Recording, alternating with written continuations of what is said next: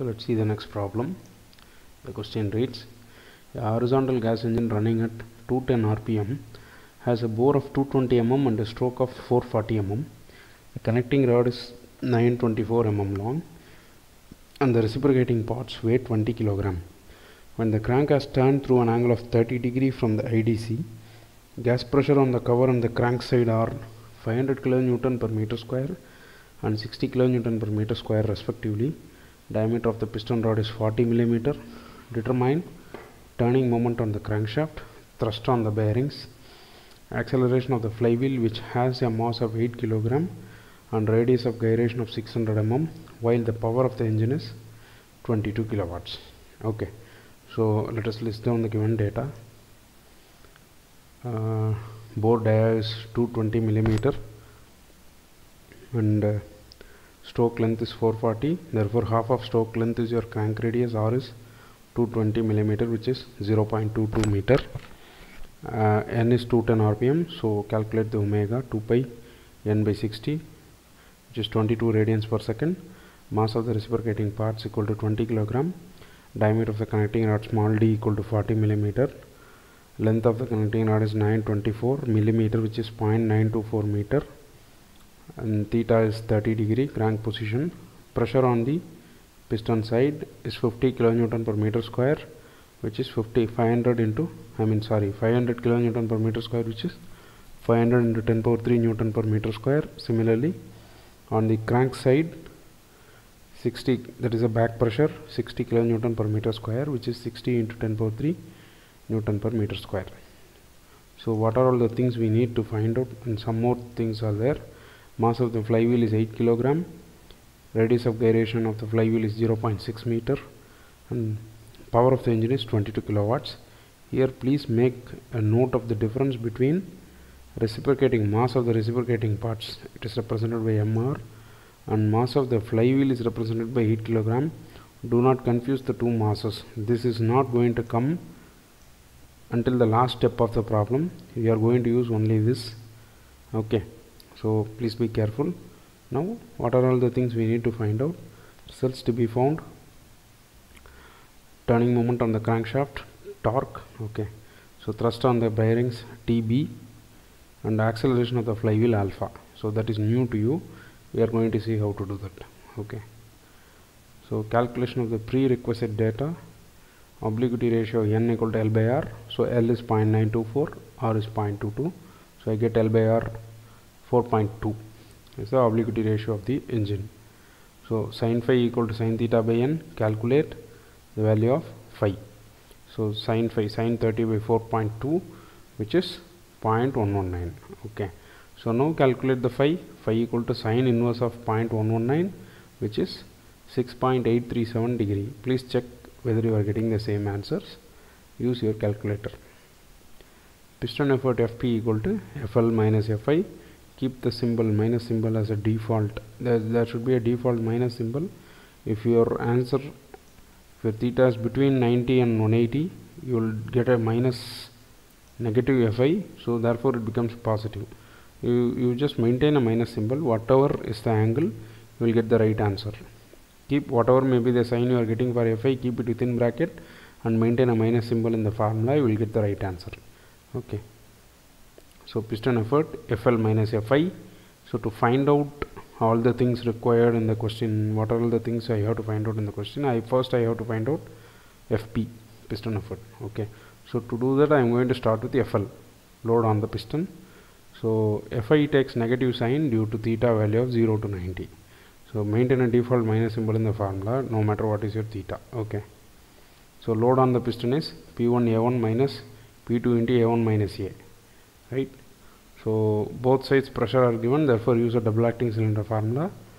So P1 is 500 kN per meter square, P2 is 60 kN per meter square, A1 is pi by 4 into bore diameter is 0.22. So 0.22 square, that is 0.0380 meter square, and area of the connecting rod diameter is 40 mm, therefore pi by 4 into 0.04 whole square, so 0.001257 meter square. Then and there you please check with your calculators whether you are getting same answers. Now substitute all these data into the above formula load on the piston equal to, so in place of P1 I am going to put this 500. Okay, so this is P1 500 into 10 power 3. A1 is 0.038 and P2 is 60 kilonewton, and A1 is again same 0.308 minus small a. So now try to calculate the answer. The answer should be 19,007 minus 2206, which is 16,801 Newton is the load on the piston. Okay, so next step is to calculate the, so therefore load on the piston is 16,801 Newton. Next step is to calculation of inertia force. Only then I can find out the FP. I found out FL around 16,000. Now I am going to calculate FI. Okay, so Fi is mass into acceleration, mass of reciprocating parts multiplied by omega square r cos theta plus cos 2 theta by n. So I know that mass of reciprocating parts is 20 kilogram, omega is 22 radians per second, radius of the crank radius is always half of the stroke length of the given engine. It is given as stroke length is 440 in the question, so 440 by 2 is 0.22 meter is the crank radius. So theta is 30 degree and obliquity ratio is 4.2. Substitute all these numbers into the above formula. So what will happen? Fi equal to 20 is your mass. Okay, so in place of mass I am going to put 20. Mass is 20 kilogram, omega is 22 radians per second, put 22 square, radius of the crank is 0.22 meter, so multiply the radius of the crank here. In place of theta I am going to write 30 degree. In place of 2 theta you put 2 into 30 degree. In place of n it is 4.2. So now please solve this using your calculator. The answer should be 2098 Newton. Okay, so it has a positive sign. Now let's go back to the piston effort formula. Okay, so piston effort formula, FL minus Fi. FL you already found out, Fi you have just now found out.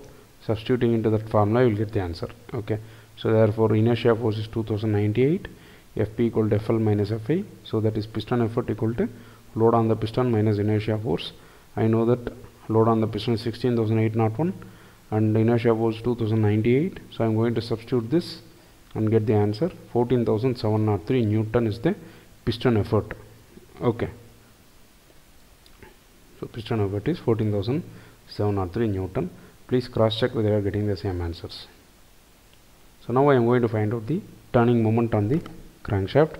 So you can directly put the torque formula, Fp sin theta plus phi divided by cos phi into r. So that is a direct torque formula. There are many intermediate formulas for torque. Any one formula you can use, no problem, or whichever is suitable. So Fp is 14,703, just now I calculated. Theta is 30 degree, phi is 6.837, which I have calculated earlier. R is 0.22. Okay, put all the numbers into this equation. So 14,703 is Fp. Okay, so in place of Fp I am going to write, 14,703 and sin theta is 30, phi is 6.837. Put a proper bracket with in the calculator, proper parenthesis to be maintained to get the right answer, divided by cos phi. Same phi angle is written here, into crank radius is 0.22. Okay, now if you solve it you will get 1953 Newton meter is the torque turning moment on the crankshaft. Torque, turning moment and torque are same. Okay, so what is the turning moment on the crankshaft is 1953 Newton per meter, represented by the symbol T. Next question, thrust on the bearings, TB. Okay, thrust on the bearings equal to Fp cos theta plus phi by cos phi. So straight away you can substitute. So 14,703 into cos 30 plus 6.837 degree divided by cos. So that is 11,852 Newton. Okay, so please concentrate here. The unit is Newton meter. This is Newton. Don't confuse it. This is torque or turning moment. This is just a force.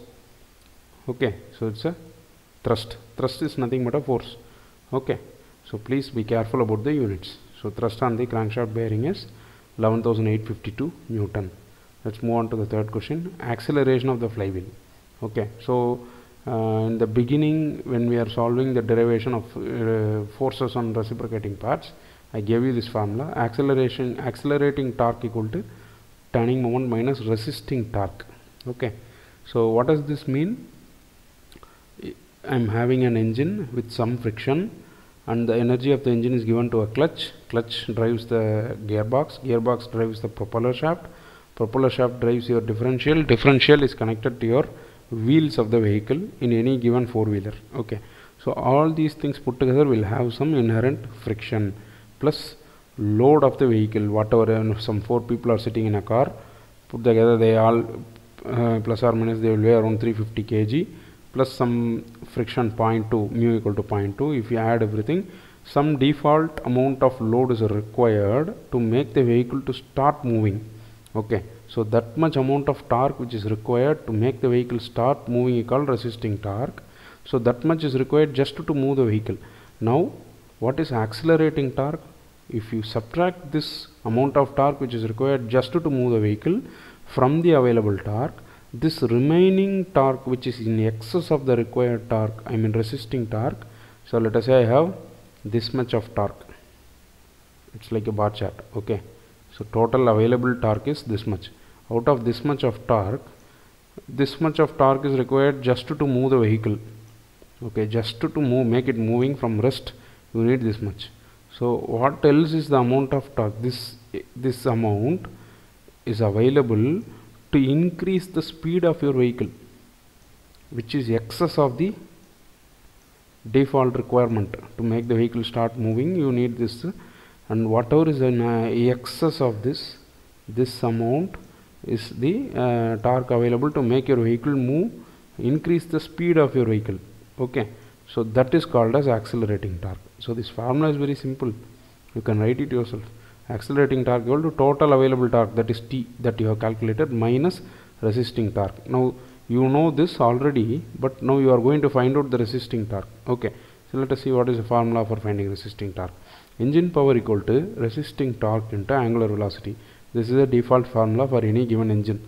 So engine power equal to resisting torque into angular velocity. So here I have introduced a new terminology.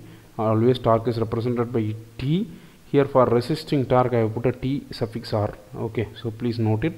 So resisting torque into angular velocity of the engine, whatever you have in the question. Okay, so now engine power is given to you 22 kilowatts. Okay, resisting torque I don't know, I am going to find out. Mass of the flywheel is given as 8 kg. Radius of gyration of the flywheel is 0.6 meter.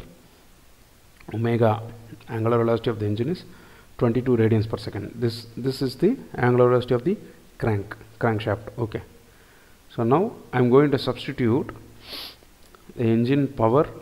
I am going to put everything into this formula. Okay, engine power is 22 kilowatts.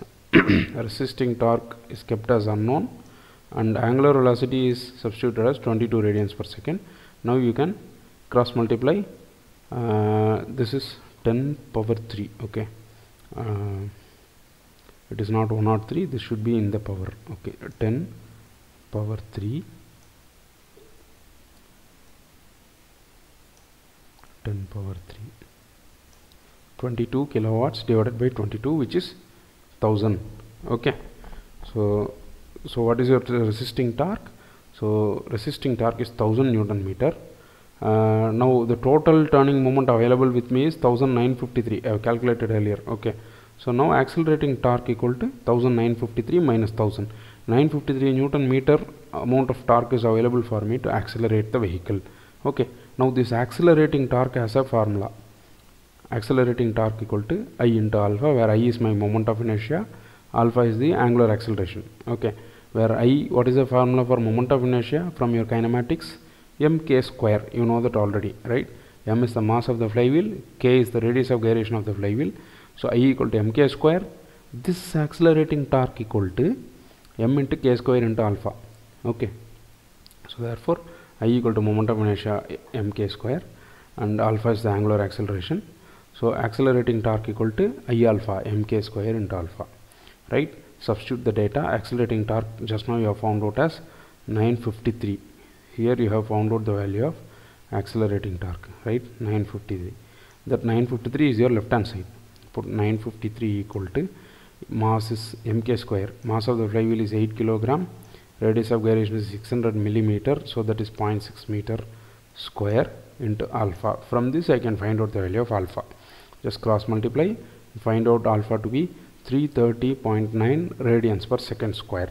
So we have completed. That is your acceleration of the flywheel. So we have completed all the subdivisions of the problem. Now let us. So acceleration of the flywheel equal to 330.9 radians per second square. Don't forget to put that square. Okay, radians per second square. Let's sum up the answers. First answer, turning moment on the crankshaft T equal to, that is torque on the crankshaft equal to 1953 Newton meter. Thrust on the crankshaft bearing FB equal to 11,852 Newton, and acceleration of the flywheel alpha equal to 330.9 radians per second square.